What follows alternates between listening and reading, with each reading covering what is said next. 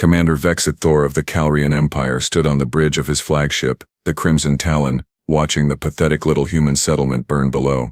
Well, not really burn. More like flicker, apologetically. The colony on Meridian 7 had surrendered in approximately 14 minutes. A new record, actually. He would have felt proud if it wasn't so disappointingly easy. We would have felt proud if it wasn't so disappointingly easy. Sir, the human colonists are requesting permission to evacuate their livestock, his tactical officer, Grinval, reported with what could only be described as confusion rippling across his 3 eye stalks. Livestock? Vex'thor clicked his mandibles together in amusement. They want to save their animals before themselves? Apparently so, Commander. They say the goats are, quote, really expensive and took forever to adapt to the local atmosphere, unquote. The Vex'thor would have laughed if his species possessed the vocal cords for it. Instead, he made a wheezing sound that his crew had learned meant he found something entertaining. Humans. Absolutely ridiculous creatures. The intelligence reports had been correct. This colony, established barely 8 months ago on the edge of human territory, was staffed by farmers, botanists, and what the humans called hippies, whatever that meant. Not a single military vessel in orbit. Not even a decent planetary defense grid. Just some weather satellites and what appeared to be a very enthusiastic ham radio operator who kept asking if anyone wanted to trade recipes. Grant them 2 hours for evacuation, Vex'thor decided, feeling magnanimous. Let them take their precious goats. We're not monsters. Very merciful, Commander, Grinval agreed. The Khalrian Empire had been expanding aggressively for 3 decades, absorbing weaker species into their vast commercial network. Some called it conquest. Vex'thor preferred to think of it as aggressive customer acquisition. The humans were next on the list. Start with their weakest colonies, establish dominance, and eventually the core worlds would fall in line. It was a proven strategy. It had worked on the Peltharians, the Ix Collective, and that unfortunate species whose name nobody could pronounce without coughing. Humanity would be no different. 2 hours later, the last transport shuttle departed from Meridian 7's surface packed with humans, goats, what appeared to be several chickens, and an inexplicable number of potted plants. Vex'thor watched them go with satisfaction. The colonists would spread word of Khalrian might. Fear would ripple through human space. This was how empires were built, not through needless slaughter but through overwhelming displays of power that left survivors to tell the tale. Deploy the occupation force, he commanded. Standard garrison.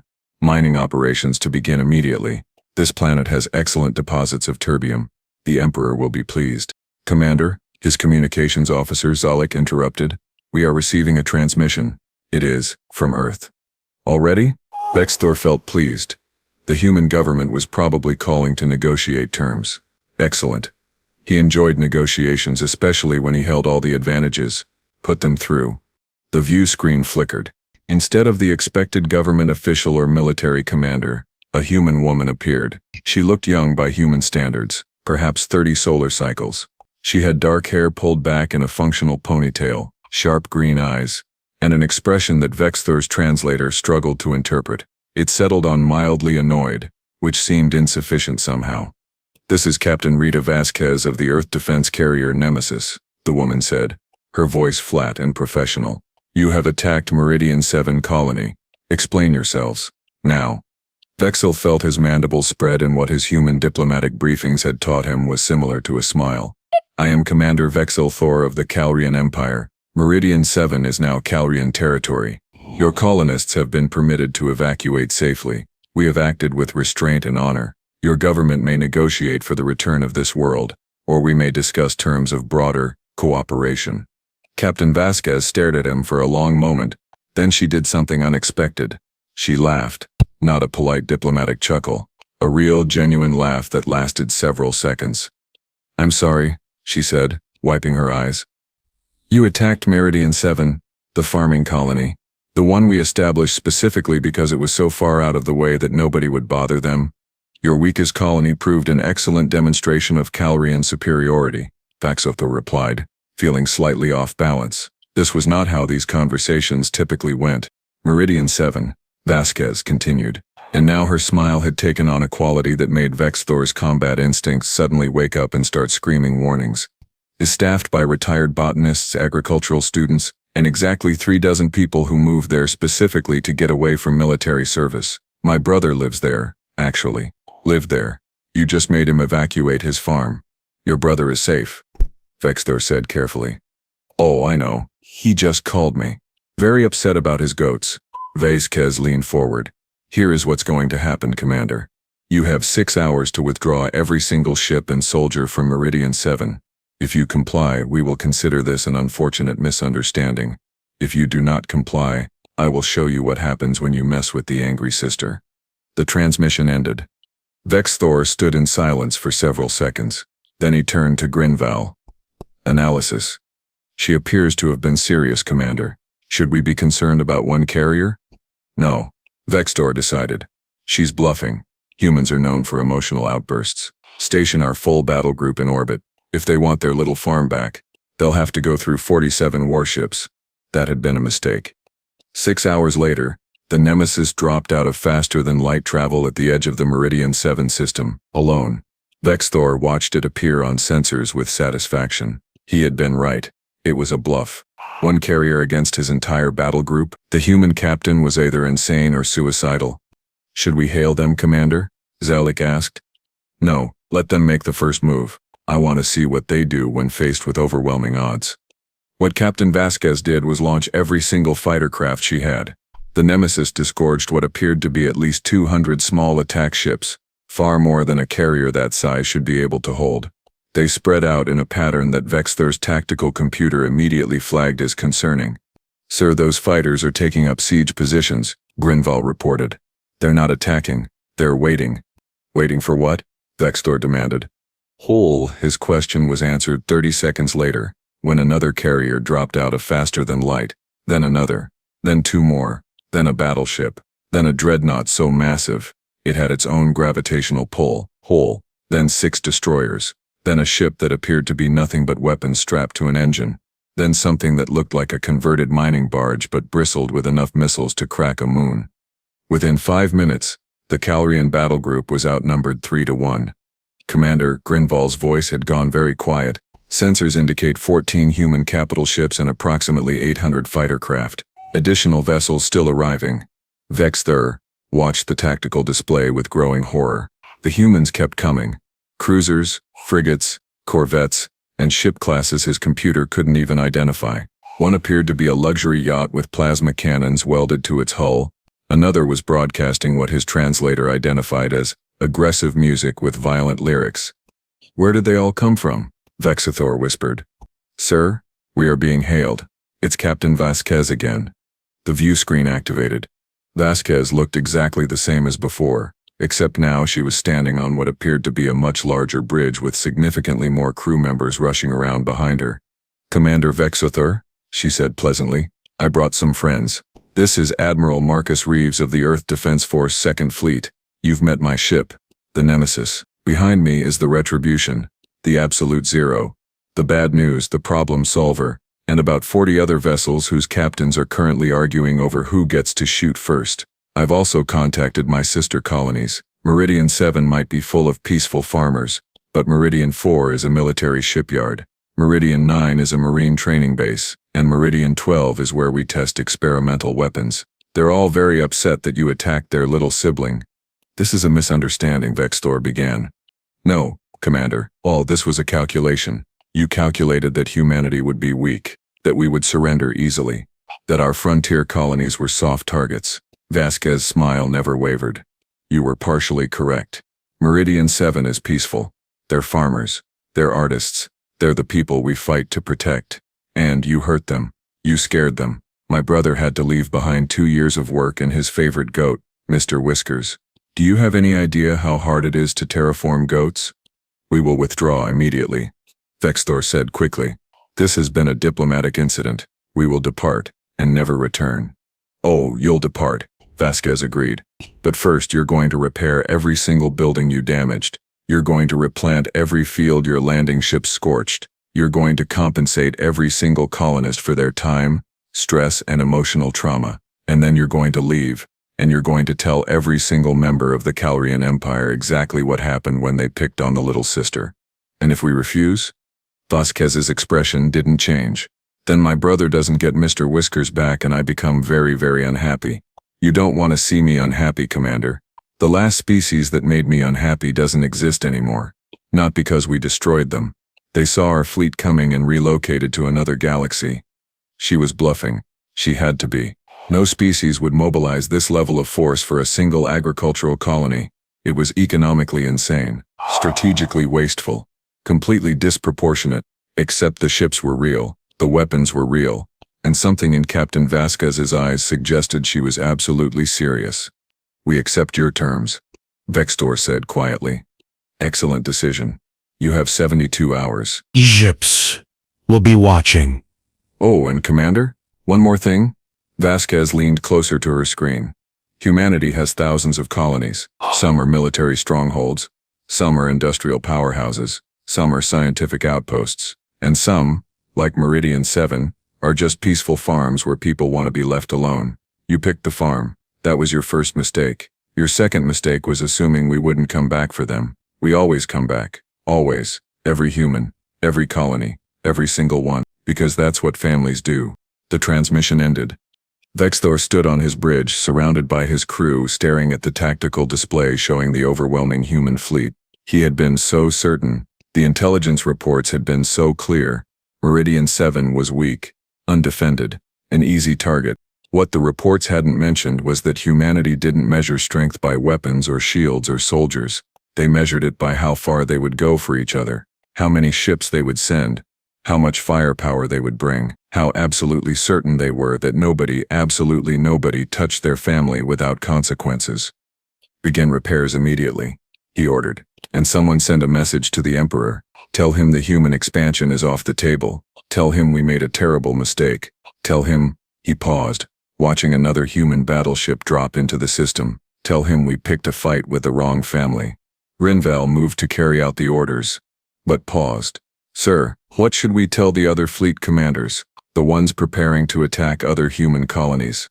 Vex'thor watched Captain Vasquez's ship on the view screen, the Nemesis, vengeance personified, an entire civilization wrapped in steel and fury, all because someone scared their farmers, all because someone scared their farmers. Tell them to stand down, all of them. Yeah.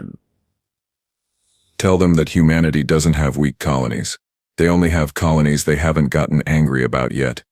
Down on Meridian 7, in a temporary shelter, a man named Daniel Vasquez was video calling his sister while holding a traumatized goat. Rita, you didn't have to bring the entire fleet. Yes, I did, Rita replied. Nobody messes with my little brother. I'm 2 years older than you. Emotionally, you're still 12. Now, did they agree to replant your tomatoes? They're sending a full terraforming crew. Apparently, we're also getting upgraded irrigation systems and a new barn. I think they're terrified. Good. They should be. Rita smiled. See you next month for dinner? Wouldn't miss it. I'll bring vegetables. We're real ones, not that synthesized stuff you eat on the ship. Deal. Rita out. The transmission ended. Rita turned back to her bridge crew. Maintain position until repairs are complete. If they try anything at all, you have permission to show them why we named this ship Nemesis. Aye, Captain, her tactical officer responded with enthusiasm. Rita settled into her command chair and pulled up the next report. There were supply lines to organize, patrol routes to schedule, and apparently someone had adopted a cat that kept getting into the ventilation system. Normal routine stuff. But if anyone else wanted to test humanity's resolve, she was ready. They could attack military bases, trade stations, or research outposts. Those were expected risks. Those were legitimate targets.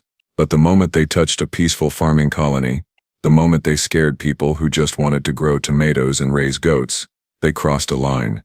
And humanity took its lines very, very seriously.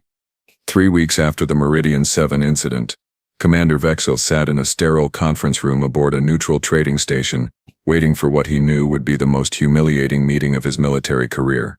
The Khalrian Emperor had not taken the news well. In fact, the Emperor had taken it so poorly that Vex'thor had briefly considered resigning his commission and becoming a moisture farmer on some backwater planet where nobody knew his name. Instead, he was here, waiting to negotiate a formal peace treaty with the species he had catastrophically underestimated. The door hissed open. Captain Rita Vasquez entered, followed by an older human male in a crisp diplomatic uniform. Vasquez wore her military dress uniform, medals gleaming on her chest. She looked every bit the professional officer. The other human introduced himself as Ambassador William Park, official representative of the Earth Governance Council. Commander Vex'thor, Ambassador Park said, extending his hand in the human greeting gesture. Vex'thor awkwardly mimicked it. Thank you for agreeing to this meeting. I had little choice, Vex'thor replied honestly. My emperor was quite insistent. I imagine he was, Park said, settling into a chair. Vasquez remained standing, positioned slightly behind the ambassador like a particularly well-armed shadow. Let's discuss how we avoid future misunderstandings. Over the next 2 hours they hammered out the basics. Khalrian Empire would recognize all human colonies as sovereign territory.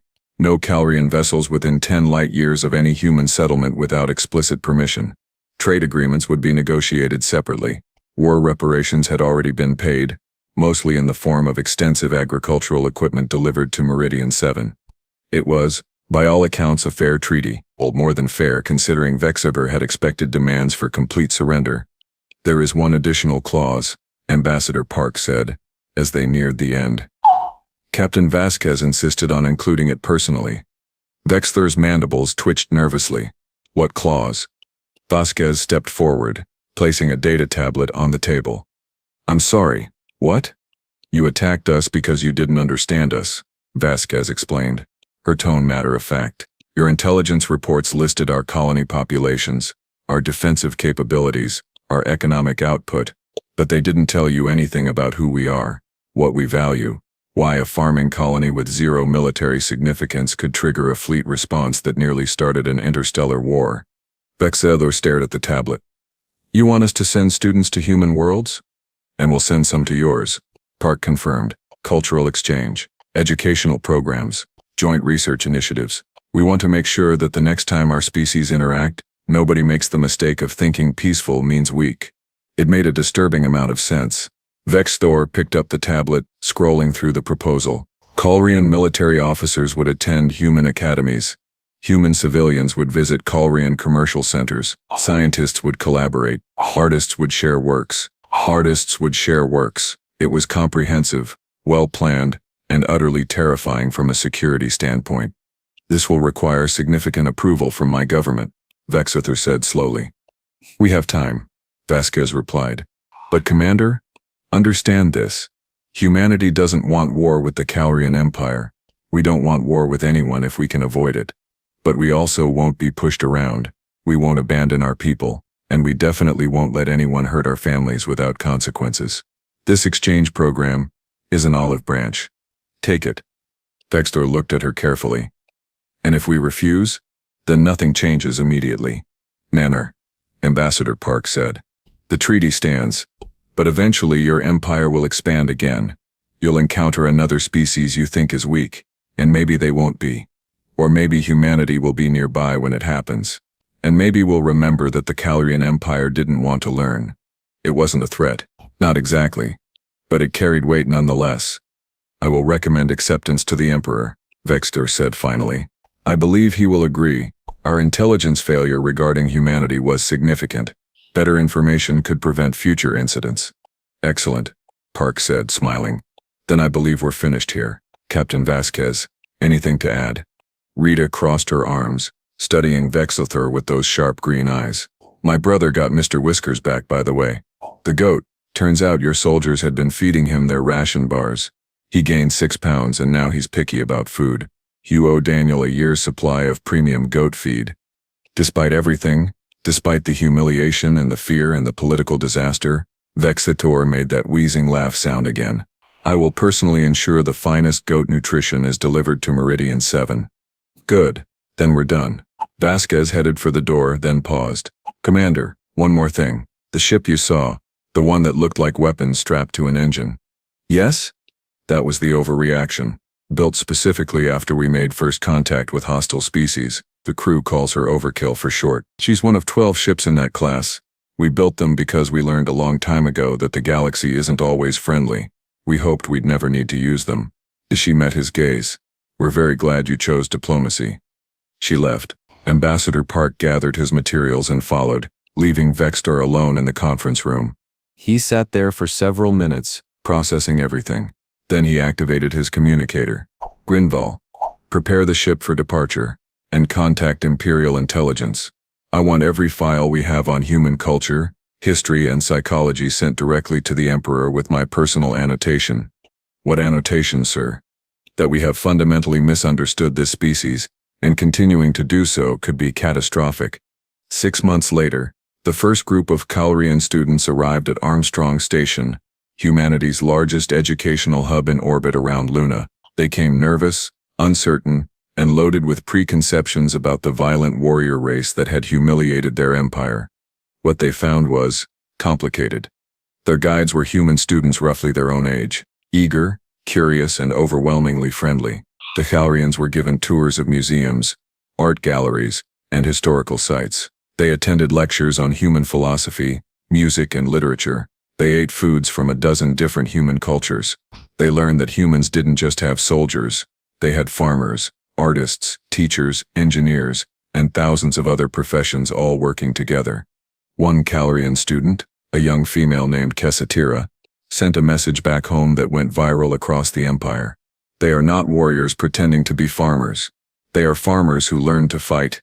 There is a difference, a profound one. The message included images, human children playing in parks, families sharing meals, artists creating murals, scientists collaborating in laboratories. And yes, military training facilities and warships. But those existed alongside everything else, not instead of it. The Khalrian Empire had assumed humanity's strength came from aggression. They had been wrong. Humanity's strength came from cooperation, from their absolute refusal to abandon each other, from the fact that a farming colony 10,000 light-years from Earth could trigger a military response that mobilized hundreds of ships, not because it was strategically important, but because it mattered to someone who mattered to someone else. It was a kind of power the Khalrian Empire didn't understand. They built their civilization on hierarchy, on strength dominating weakness, on the strong taking what they wanted from those too weak to resist. It had worked for centuries, but humanity had built something different, something horizontal, connected. A network where every node mattered because every node was connected to every other node through bonds of family, friendship, and shared identity. Attack one farmer on a distant colony, and suddenly you weren't fighting that farmer, you were fighting his sister, her fleet, their government, and eventually an entire species that had collectively decided you had crossed a line. Back on Meridian 7, Daniel Vasquez walked through his replanted fields with Mr. Whiskers trotting beside him. The Khalrian reparations had been generous. New irrigation systems hummed efficiently. The barn was twice as large as before. They'd even included a state-of-the-art greenhouse that several neighboring farms were extremely jealous of. His communication terminal chimed. Rita's face appeared on the screen. "Hey, little brother, how's the farm?" "Thriving, actually. I think I'm going to have the best tomato yield in the colony's history." The Khalrians really knew what they were doing with this equipment. Good. They should. They paid enough for it. Rita grinned. "I'm being reassigned. They're making me an instructor at the academy. No more carrier command? Not for a while." Apparently. My enthusiastic response to Meridian 7 has made me the poster officer for defensive fleet operations. They want me teaching tactics. She rolled her eyes. I told them I just got angry and called everyone I knew. Apparently that's a valid strategy now. Daniel laughed. It worked, didn't it? Terrifyingly well. The Admiralty has been analyzing the response time. We mobilized 14 capital ships and supporting craft in under 6 hours. That's now the benchmark for emergency fleet assembly. She shook her head. All because someone scared my brother. And my goat. And Mr. Whiskers. Never forget the goat. He's a war hero now. They chatted for a few more minutes about family news, colony gossip, and Rita's upcoming transfer. Normal sibling conversation. Nothing about fleets or weapons or interstellar incidents. Just two people who cared about each other, separated by distance but connected by bonds stronger than any military alliance. After they said goodbye, Daniel returned to his fields. Mr. Whiskers bleated at him, probably demanding premium feed, spoiled goat. But Daniel smiled as he filled the food dispenser with the expensive Khalrian-supplied nutrition pellets. The goat deserved it. They all did. Across the galaxy, Commander Vex'thor stirred in the Imperial throne room, presenting his final report to the Emperor. The exchange program had been approved. Trade negotiations were proceeding well. The incident at Meridian 7 had been officially classified as a diplomatic misunderstanding with educational opportunities. You made quite the mess, Commander, the Emperor said. All 12 of his eyes focused on Vex'thor with unsettling intensity. Yes, Your Majesty, I accept full responsibility. And yet you may have saved us from a far greater disaster. The Emperor tapped his claws against the throne's armrest. If we had continued our expansion plans, if we had attacked a colony with actual military value or a settlement closer to Earth's core systems, the response would have been severe. Undoubtedly, Your Majesty. The humans are not the conquest target we believe them to be. They are something else. Something we need to understand better before any further interaction. The Emperor leaned forward. You will lead the Khalrian delegation to the exchange program. You will learn about them, and you will ensure that no other Khalrian commander makes the mistake of underestimating them again. It was a command, not a request, but Vex'thor found himself oddly relieved. Diplomacy was safer than warfare, especially with a species that could mobilize overwhelming force in hours. It will be my honor, Your Majesty. 2 years after the Meridian 7 incident, an interesting thing happened. A young Khalrian merchant named Vex'thor was traveling through a disputed border region when his ship was attacked by pirates. Not Khalrian pirates, not human pirates, but a third species known for preying on isolated vessels. His distress signal was picked up by a human patrol corvette. The corvette, the Lucky Break, commanded by Lieutenant James O'Coffer, immediately altered course to assist. By the time they arrived, Vex'thor's ship was badly damaged and life support was failing. The Court Array, Ms. 12-9's ship was badly damaged and life support was failing. The Lucky Break drove off the pirates with efficiency that impressed Vex'thor's emergency recordings. Then they docked, rescued Vex'thor and his crew, and towed the damaged vessel to the nearest repair station, which happened to be human-owned. The repair costs were waived. The medical treatment was free.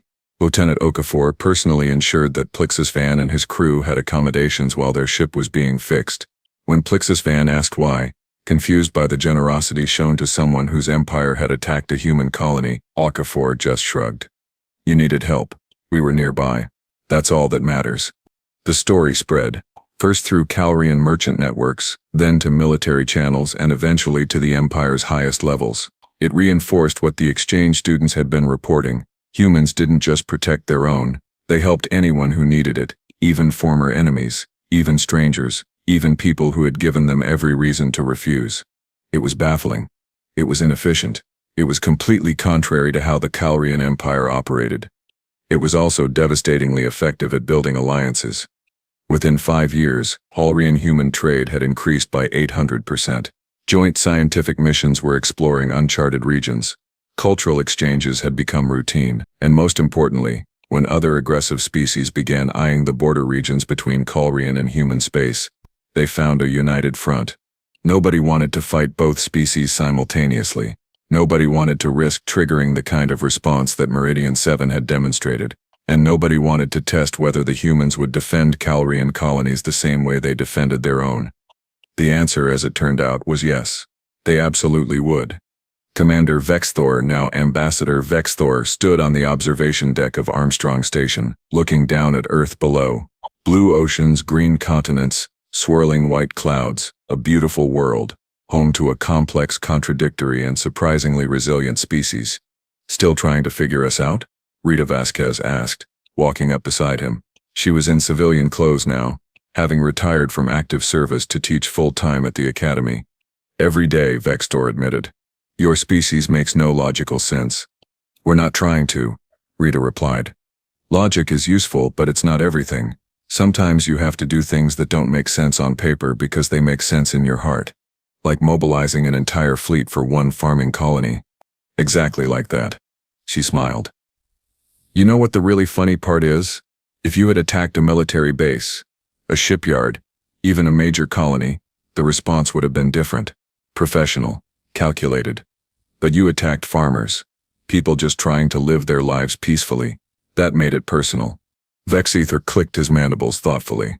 In my culture, we would consider that a weakness, emotional response over strategic calculation. And in ours, we consider it strength, because it means every single human knows that if they're in trouble, if they need help, the rest of us will come running. No matter how far, no matter the cost, no matter what. Rita turned to face him directly. You want to know the secret of human military doctrine, Ambassador? It's not our weapons or our ships or our tactics. It's that every single soldier knows they're fighting for something real. Someone real. A brother on a farm. A sister in a city. Parents, children, friends, strangers who share the same planet or the same values or just the same bad luck. It is intimidating. Vex'thor confessed. Good, it should be. Rita grinned. But it also means we make excellent allies, because that same principle extends to our friends. Hey! You're part of the network now, Ambassador. If the Khalrian Empire ever faces a threat it can't handle alone, well, you've got Earth's communication codes. Use them. She walked away, leaving Vex'thor alone with his thoughts.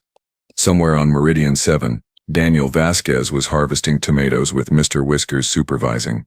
Somewhere on Earth, children were learning about the Meridian 7 incident in history classes, understanding that their civilization would always protect its own. Somewhere in Khalrian space, students were learning human languages and human customs and slowly, gradually becoming bridges between two very different cultures. And somewhere in the vast darkness between stars, potential threats were watching, calculating, and deciding that maybe, just maybe, humanity wasn't worth the risk. Because the humans had made their position clear. They were peaceful. They were friendly. They would trade, negotiate, and cooperate.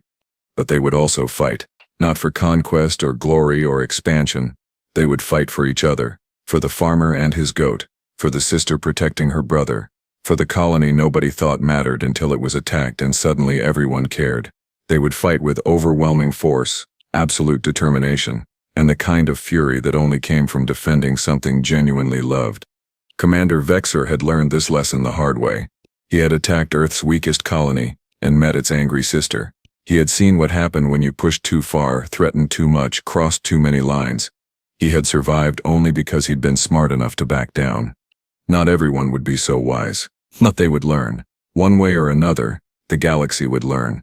The humanity had entered the interstellar stage, and they had brought with them something that most species had lost or never possessed.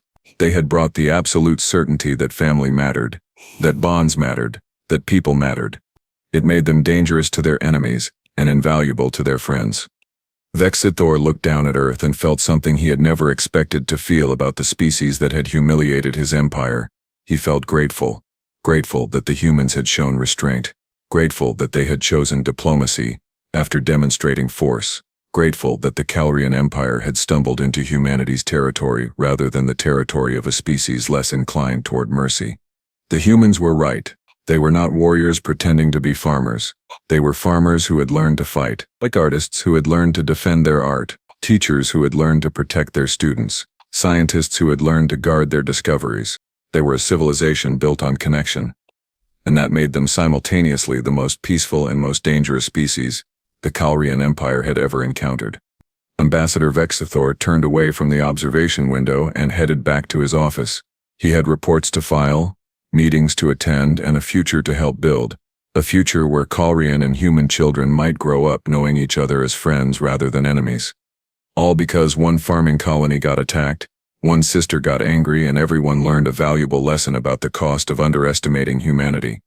It was a good lesson, an important one. And Vex'thor had every intention of making sure nobody in the Khalrian Empire ever forgot it. On Meridian 7, the last transport of the day lifted off carrying fresh produce bound for markets across human space. Daniel stood in his field, watching it go. Mr. Whiskers beside him, as always. The sunset painted the sky orange and purple, the alien atmosphere creating colors Earth never quite managed. His communication terminal chimed. Read again. Just checking in. Everything quiet? Perfectly quiet, Daniel confirmed. Just me, the goats, and about 40 tons of tomatoes ready for harvest. Living the dream, little brother. Yeah, Daniel said, looking around at his farm, his colony, his peaceful little corner of the galaxy that had accidentally triggered an interstellar incident and somehow ended up safer than ever. Yeah, I really am. They said goodbye. The sun finished setting. The stars came out, more visible here than they ever were on Earth. Somewhere up there, ships patrolled, fleets stood ready. A network of humans and their allies kept watch over the darkness. But down here, on this farm, On this small colony, nobody thought mattered. There was just peace, hard-earned, fiercely protected, and absolutely worth fighting for. Mr. Whiskers bleated, demanding dinner. Daniel laughed and headed for the barn. Some things never changed. Goats were eternal. Family was eternal. And apparently so was humanity's absolute refusal to let anyone mess with either. It was a good system. Weird, occasionally terrifying, but undeniably effective. And somewhere, the galaxy was still learning to understand it.